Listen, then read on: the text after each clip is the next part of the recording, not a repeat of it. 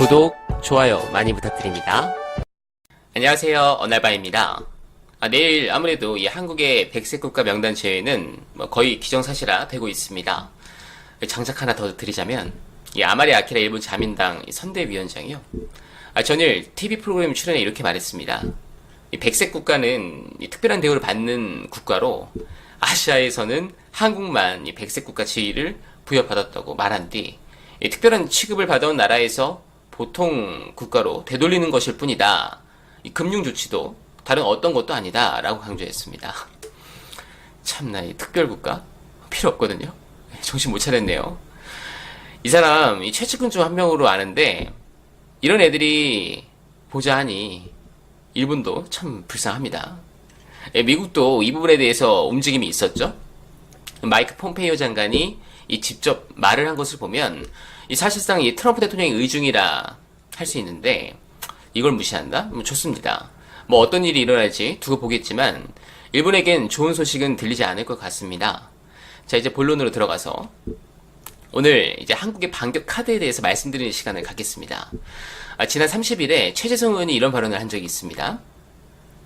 일본 관광 역시 매우 큰 타격을 주고 있지만, 더 큰 카드가 있다. 이렇게 말씀하셨는데요.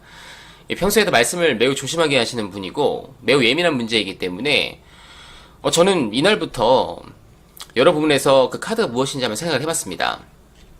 많은 여러분들께서도 제 채널에 정말 엄청난 자료를 댓글로 주셨습니다. 링크부터 논문, 그 다음에 일본 기사 번역, 그 다음에 CN뉴스 링크, 트위터 글 등, 이건 제가 하루 종일 방송을 해도 다 말씀 못 드릴 정도의 이 방대한 자료를 주셨는데, 다시 한번 진심으로 감사드립니다. 저는 사실 이 한일 군사정보 이 보호협정 파기는 당연하다고 생각하고, 그리고 그 언론에서 지소지마라 하는데, 제가 이 표현 쓰면 안 된다고 예전에 말씀드린 게, 일반인들이나 정치를 잘 모르는 분들은 일본 의류 브랜드인 줄 압니다. 진짜로 제 여자친구는 불매운동 해야 하는 브랜드인 줄 알고 있더라고요. 언론에서도 제대로 된 명칭 쓰면 좋겠고요. 일단 이 부분은 이 백색 국가 제외 시 우리가 바로 실행할 때 이미 많이 사전 작업을 해둔 상태라서 카드라고는 생각하지 않습니다. 그렇다면 그 카드는 무엇이냐? 저는 후쿠시마와 관련이 있다고 생각합니다. 상상은 자유지만 그래도 근거를 갖고 말씀을 드려야겠죠. 제 채널에 근거 없는 잣소리라고 말씀하시고 방송은 들으시지도 않고 비추와 악플 남기고 가시는 분들 많으신데, 네, 당신들이 좋아하는 극우 방송은 이 잡소리를 넘어서 이건 거의 조작에 가까운 말을 하잖아요. 그 사람들이 그렇게 한다고 해도 전 그래도 나름대로 근거를 갖고 말씀드리도록 하겠습니다. 왜 후쿠시마냐? 그 유시민 장군께서 상대방을 빙의하셔서 그 입장에서 생각하는 내용의 말씀을 많이 하셨죠. 예전 노유진이나 또는 썰전, 그리고 최근 다베에서도 말씀하셨는데, 전 바둑으로 조금 비유하겠습니다. 그리고 문재인 대통령 열혈 지지자 입장으로 아무래도 이 바둑 고수이신 대통령님의 행보가 여러 부분에서 그 기풍이 느껴지는 부분이 많았기 때문인데요. 일단 바둑에서는요, 원래 이 강한 상대가 한 수 접어주는 즉 접바둑이라는 것이 있습니다. 미리 몇 개 더 착점하는 것인데, 주로 화점에 먼저 착점이 되고 그 다음에 중앙, 그리고 4개의 변으로 이어집니다. 그런데 평소 나보다 약했던 상대나 또는 라이벌이 점차적으로 그 간격을 좁혀와서 거의 맞상대라 볼 수 있는 정선지수까지 오게 되면 그때는 바둑이 참 재밌어집니다. 예전에는 내 밑에라고 생각했는데 이젠 코앞까지 온 것이죠. 이런 상황에 백을 진 상대방은요, 보통 초반부터 강하게 밀어붙입니다. 덤이 없기 때문에 흙이 유리한 부분을 만회하기 위해서라도 그렇지만 그게 아니라 기세 때문에 그렇습니다. 대부분 그렇습니다. 바둑 두시는 분들은 아실 텐데 불안하거든요. 이 불과 몇 년 전엔 나한테 몇 점 깔아두고 두던 상대가 이제는 코앞까지 다가와서 나를 위협합니다. 그래서 초반에 엄청 때립니다. 공격적으로. 이거 꼭 우리 상황과 비슷하죠. 일본이 지금 딱 그 입장입니다. 그럼 재밌는 것은 여기서 흑이요, 이 백의 빠른 행마에 당황하면 안 됩니다. 이 잘하는 분이 지금 자유한국당의 조은현 의원입니다. 후회하고 있던데. 정말 그 얘기는 빼고, 아무튼 이럴 때는 그냥 침착하게 두텁게 두면서 실리를 챙깁니다. 그리고 상대방의 숨통을 끊기 위해서 기다려야 하는데요. 이때 이 약해진 상대방의 진영을 말 그대로 강펀치를 날려서 한 방의 판을 내 페이스로 끌고 가야 합니다. 그러면요, 이 보통 움찔하면서 뭐 지키고 또 방어하면서 이 자연스럽게 개가 바둑으로 가거든요. 이러면 이 덤이 없어서요, 백이 무너지는 경우가 많습니다. 이건 뭐 수많은 대국에서 1년에 하나에 지나지 않지만 약하던 상대가 급 성장해서 정체된 고수의 턱 밑까지 왔을 때 그 고수가 이제는 자기를 넘기 직전인 상대한테 쓰는 대부분의 패턴입니다. 저는 이런 부분에서 이 문재인 대통령께서 정말 언론에서조차 예상하지 못한 상당한 강펀치를 날리실 것이라 생각합니다. 맨날 뭐 허허허 웃으신다고 이 좋은 게 좋은 거다 뭐 이렇게 생각하는 이 구구 사람들, 맨날 비하 발언하고 뭐 치매 등등 입에 담지도 못하는 발언하는 놈들은 문재인 대통령께서 그냥 착하신 분인 줄 알겠지만 저 굉장히 무서운 분이라고 생각하십니다. 일본의 이 최대 아킬레스건은 두 개입니다. 첫째는 잃어버린 30년, 즉 경제입니다. 그리고 훨씬 큰 문제는 후쿠시마 원전 사태입니다. 전 이 후쿠시마에 대한 이 제한적 조치로 지금 일본 국민들이 마음속에 갖고 있는 이 불안감을 증폭시키고, 나아가 이 도쿄올림픽을 기점으로 재탄생하고 싶은 그 일본의 의지를 완전히 박살내는 조치를 취할 수 있다고 판단하는데요. 뭐 그 조치는 크게 두 가지가 있는데, 첫 번째는 시멘트입니다. 이건 뭐 제 채널에 많이 오신 분들은 아시겠지만, 이 댓글로 정말 많이 남겨주셔서 잘 아시겠지만, 그 일본이 후쿠시마 상태로 완전 무섭잖아요.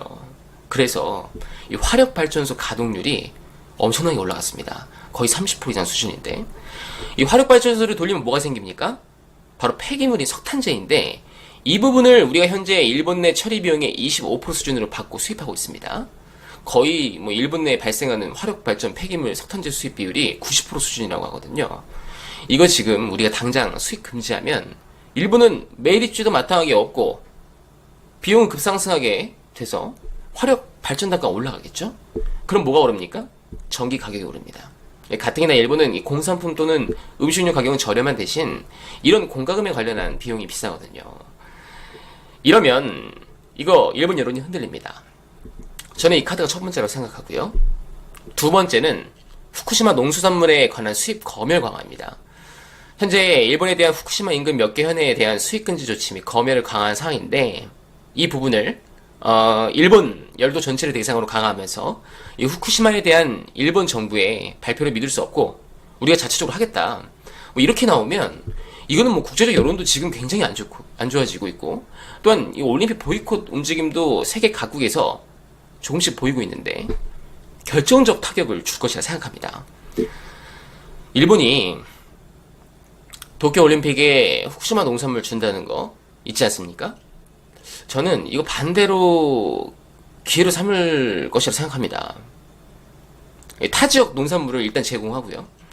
그에 대해서 방사능 측정하면 수치 정상으로 나오겠죠? 그럼 뭐 잼머니 통해서 각종 언론들을 통해 언플할 겁니다. 후쿠시마는 건강하다, 뭐 이렇게요. 이건 뭐 우리나라 언론에서도 기쁘다 하고 받았을 텐데 눈을 감고도 훤합니다. 저는 만약이지만 이런 심각한 문제가 있는 이 후쿠시마 농산물 부분에 있어서 정부가 원칙적으로 한다면 이건 거의 전면전입니다. 제가 볼 때는 지금도 그렇지만 이 독도 인근에서 일본 패전 이후 최초로 한국과 일본의 국지전에 가까운 무력 충돌도 충분히 있을 것이라 예상도 해봅니다. 그런데 얼마 전에 이 김준영 교수께서도 말씀하셨죠? 지금은 조금 고통이 있어도 피를 흘릴 때라 하셨습니다. 외놈들의 특징은요, 강하게 패면 수굴입니다. 이놈들은 국민성 자체가 그래요. 저는 좀 강하게 해야 된다고 생각합니다. 물론 역경이 있을 겁니다. 그런데 역경이 존재하는 이유가 있습니다. 그것은 우리를 몰아내기 위한 존재가 아닙니다. 우리가 무언가를 얼마나 간절히 원하는지 깨달을 수 있는 기회를 주기 위해서 있는 것입니다.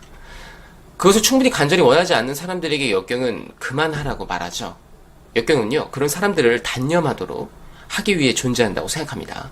쉽지 않습니다. 그런데 이보다 더한 역경을 36년이나 버텨서 우리는 해방을 이루었고, 그 뒤 이제는 일본을 위협하는 상황까지 왔습니다. 저는 아베 총리에게 한 가지 조언을 하고 싶습니다. 바둑 격언 중에 세고 치하라는 격언이 있습니다. 세력 속에 고립되었을 때는 화평을 취하라.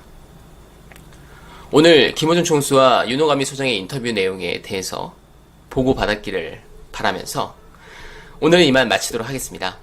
항상 좋은 내용 그리고 정보를 주신 분들께 진심으로 감사합니다. 고맙습니다.